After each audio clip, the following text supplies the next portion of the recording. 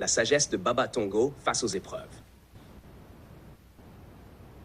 Il était une fois, dans un pays d'Afrique marqué par des luttes pour sa souveraineté, des crises et des défis quotidiens, un jeune homme nommé Kofi. Son village, niché au pied des collines, faisait face à de multiples difficultés. L'insécurité, le manque d'eau potable et la pauvreté. Kofi, inquiet pour l'avenir de son peuple, portait sur ses épaules un fardeau immense. Son esprit, tourmenté par ces réalités, cherchait des solutions. Mais plus il réfléchissait, plus il se sentait impuissant. Les anciens du village parlaient souvent de Baba Tongo, un sage qui vivait au sommet de la montagne sacrée. Il était connu pour ses conseils qui éclairaient les âmes perdues. Désespéré, Kofi décida de partir à sa rencontre. Le périple fut difficile. Kofi traversa des terres arides, franchit des rivières asséchées et évita des zones dangereuses. Chaque pas lui rappelait la dure réalité de son pays. Des terres fertiles abandonnées, des villages désertés, des enfants affamés. Mais son désir de trouver des réponses le poussait à continuer. Après plusieurs jours de marche, il arriva enfin au sommet de la montagne. Sous un grand baobab, Baba Tongo méditait, l'air serein malgré les vents rugissants. Kofi s'agenouilla devant lui et dit « Baba Tongo, mon cœur est lourd. Mon pays souffre, mon peuple lutte et je ne sais plus quoi faire. Montrez-moi comment apporter un changement. » Le vieil homme ouvrit lentement les yeux et le regarda avec compassion. « Mon fils, asseyons-nous. Avant de chercher des réponses, il faut d'abord poser les bonnes questions. » L'épreuve du tam-tam. Baba Tongo conduisit Kofi à une petite clairière où un vieux tam-tam était posé. « Frappe ce tam-tam avec toute ta force, dit-il, et écoute bien ce qu'il te dit. » Intrigué, Kofi tapa vigoureusement sur le tam-tam. Le son résonna dans la vallée, mais aucun écho ne lui répondit. Il regarda le sage, perplexe. « Baba, je ne comprends pas. Il n'y a aucune réponse. » Le vieil homme sourit et dit « Mon fils, il en est de même pour nos cris de désespoir. Si nous crions sans réfléchir, nous n'obtiendrons rien.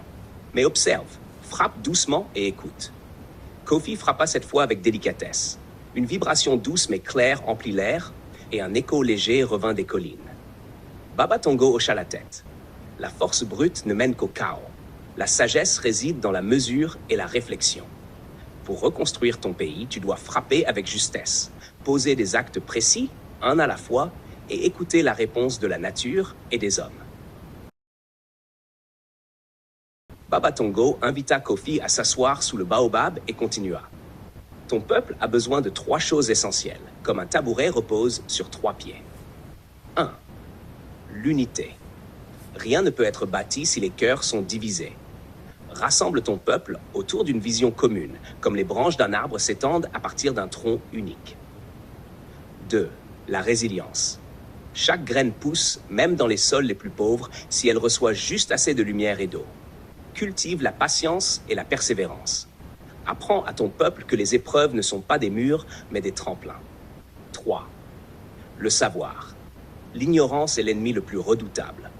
Investis dans l'éducation, même dans les moments les plus sombres. Une lampe, aussi petite soit-elle, peut éclairer une pièce entière. Inspiré demanda « Baba Tongo, par où commencer ?» Le vieil homme ramassa une poignée de sable et la laissa glisser entre ses doigts. « Commence là où tu es, avec ce que tu as. » Une poignée de sable semble insignifiante, mais avec le temps, elle peut bâtir une montagne. Rassemble les jeunes de ton village. Apprenez ensemble, plantez des arbres, creusez des puits, réparez ce qui peut l'être. Chaque petit pas compte. Mais les défis sont si grands, répliqua Kofi. Le sage éclata de rire. Un proverbe dit « L'éléphant est énorme, mais on le mange une bouchée à la fois. » Fort de cette sagesse, Kofi redescendit la montagne. Il commença par réunir les jeunes, partageant avec eux les enseignements de Baba Tongo. Ensemble, ils plantèrent des arbres, creusèrent des puits et rétablirent l'espoir dans leur communauté. Peu à peu, d'autres villages suivirent leur exemple. Les petits gestes de Kofi devinrent une grande vague de changement.